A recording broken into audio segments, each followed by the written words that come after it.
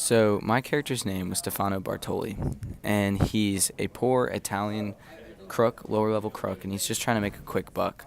And you don't really know much about him, but I chose to do this character line because I feel like the 1920s really lended itself to the whole, the get rich quick idea. And this characterization that I chose didn't or aligns itself perfectly with that. And he changes as he progresses, and that's one of the things I tried to do. Is because I'm pretty spontaneous when I do creative thinking. So like I started him out as he starts bootlegging, and that goes well. Then he gets busted and he goes to jail, and he like one of the journal entries he like talks about, oh well, thank God before I went to jail, I I at least invested my money into the stock market.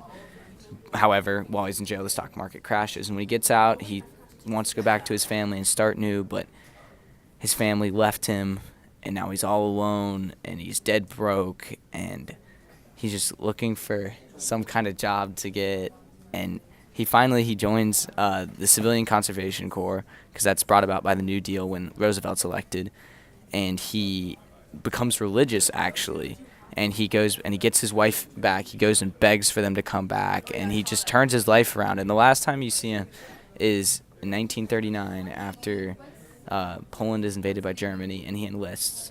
So you don't really know what happens to him after that. You don't know if he's going to make it out of World War II alive, but it's kind of nice because it's a feel-good story. You start from the bottom. There's a lot of twists and turns, but in the end, you hope he's going to end up all right. And I feel like that really embodies the American spirit.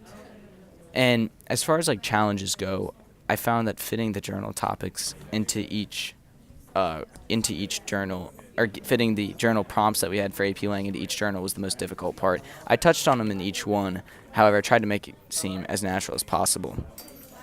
So I'm just going to go ahead and give you guys a snapshot of what I'm talking about here. This journal entry is from February 12th, 1931. This is right after he's gotten out of jail. I'm not going to sugarcoat it. 1 month removed from jail, and let's just say it has not gone as expected.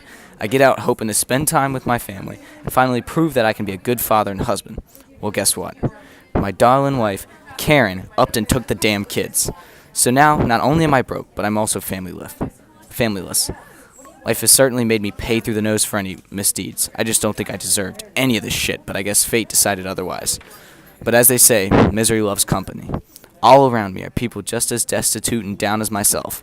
Since that fateful week 2 years ago, it seems as if all the damned money in this country has been spirited away. Ain't nobody got any work. I just don't know what we're to do with that imbecile Herbert Hoover running our country. We're like a runaway train captained by a blind engineer.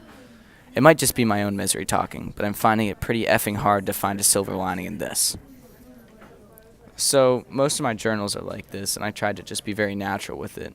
And this particular one comes after he gets out of jail and after the stock market's crashed.